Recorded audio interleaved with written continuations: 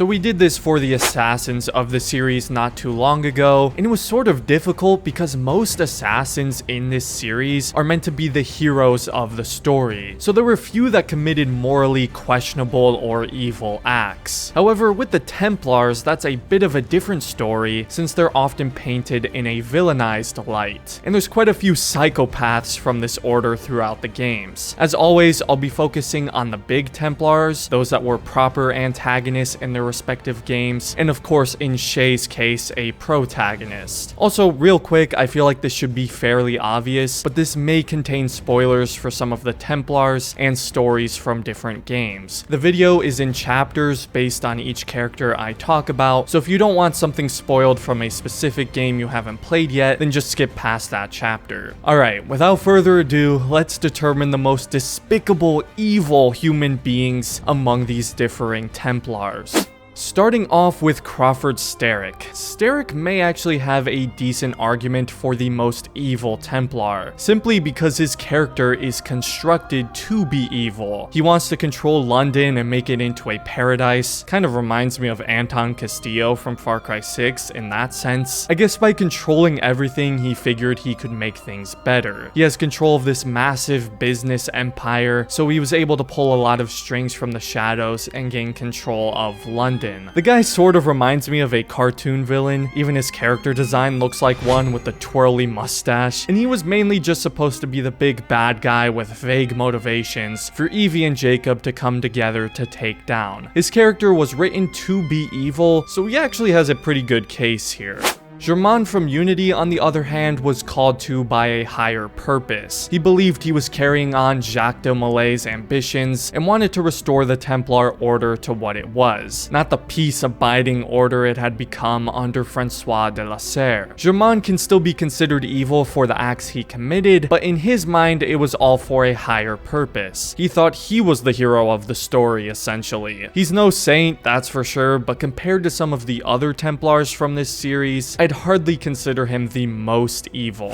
For obvious reasons, Shay Cormac is not the most evil Templar. In fact, it's pretty clear throughout Rogue that Shay is a good, kind-hearted person. He stopped the assassins from killing thousands of innocent people, and he always did what he believed to be right and protected the innocent. Unlike most other Templars, he didn't care too much for some higher purpose or control or power, he just wanted to do the right thing. Maybe that changed a little bit by the end of Rogue with the time jumps in Paris. I don't really know. What I do know is Shay is certainly not evil, and may just be the least evil Templar in this series. Governor Torres from Black Flag is an interesting one. His character doesn't get a lot of depth, and we don't get too much insight into who he is as a person. His goal was to control empires behind the scenes, using the observatory of course. However, I don't believe Torres was a bad man. In fact, he even despised slavery, which obviously was very prevalent at the time. And he respected the assassins to a degree, but he was a firm believer that the Templars were meant to guide civilization. Torres's intentions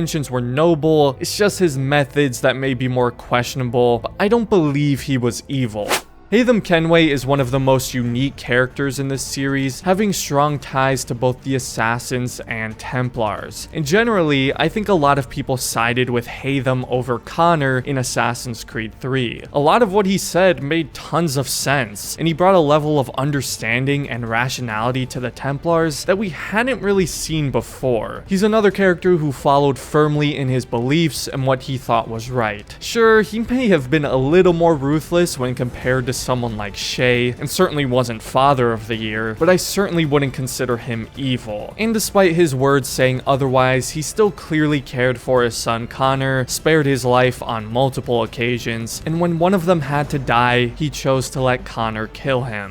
Ah, but what about his yes man, Charles Lee? Someone give this fool to Connor. Charles Lee is a hard Templar to analyze here because for a majority of AC3, he's but a mere follower or right-hand man for Haytham. But of course, once Haytham dies, Charles Lee takes up the mantle where he basically spends all his time as Grand Master trying to run away from Connor. We never fully see what Charles Lee's true intentions and beliefs are. At the end of the day, he's really just a follower who wants wanted to expand the Templar Order. At first, you may believe he's evil when you think he's the one who burned Connor's village to the ground, but we later find out that wasn't him. I mean, maybe choking a 5-year-old kid and saying he's nothing is a good indicator that the man is evil. He's really just like a middle school bully who sucks up to his master and thinks he's better than everyone else, until reality sets in and that 5-year-old grows up and can actually fight back. So he really is a pathetic human being, but probably not the most evil Templar.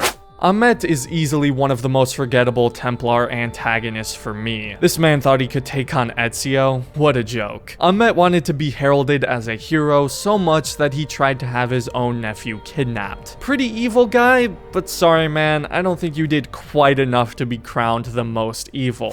Now, Cesare is truly another breed of evil. He was obsessed with power and wanted everything to be his. Cesare wanted to conquer the world. He didn't care how many innocents were killed in the process. He strung along and had an affair with his own sister, and he killed his own father when he tried to put a stop to his lust for power. I mean, you can tell the guy is just a psychopath. He certainly has one of the strongest cases for most evil Templar. Rodrigo has a pretty good case too. I mean, he too wanted to control the world. He was a master manipulator and worked from the shadows until he eventually conned his way into becoming the Pope. Unlike his son, he was incredibly smart and conniving. He orchestrated the death of Ezio's father and brothers, the youngest still being a child, and he believed himself above everybody. He thought he was the prophet, the chosen one, which did wonders for his ego. However, what hinders his case for most evil is he was humbled by Ezio after being spared at the end of AC2. After that, his psychotic son sort of took over and Rodrigo mellowed out a bit. He even tried to do the world a service by poisoning Cesare, which of course didn't work, but at least there was a little tiny sliver of redemption for Rodrigo in his final moments. Robert de Sable, as we all know, actually strived for peace and to bring an end to the Holy War, and he was never really the true enemy in Assassin's Creed 1. Then again, he still wished to control people to bring an end to the war and use King Richard's army to destroy the assassins. He's not as evil as Al-Mualim, but he's not a great person either. I wouldn't consider him the most evil.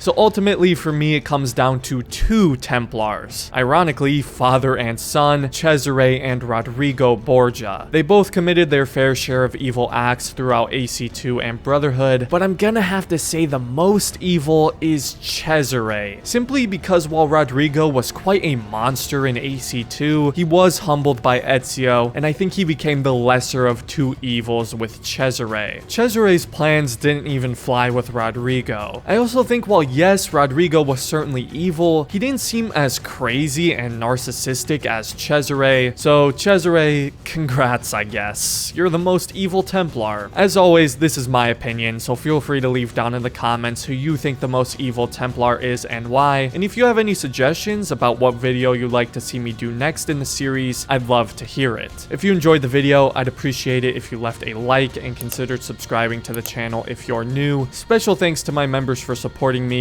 I really appreciate it. And other than that, thanks for watching, and I guess try not to be evil.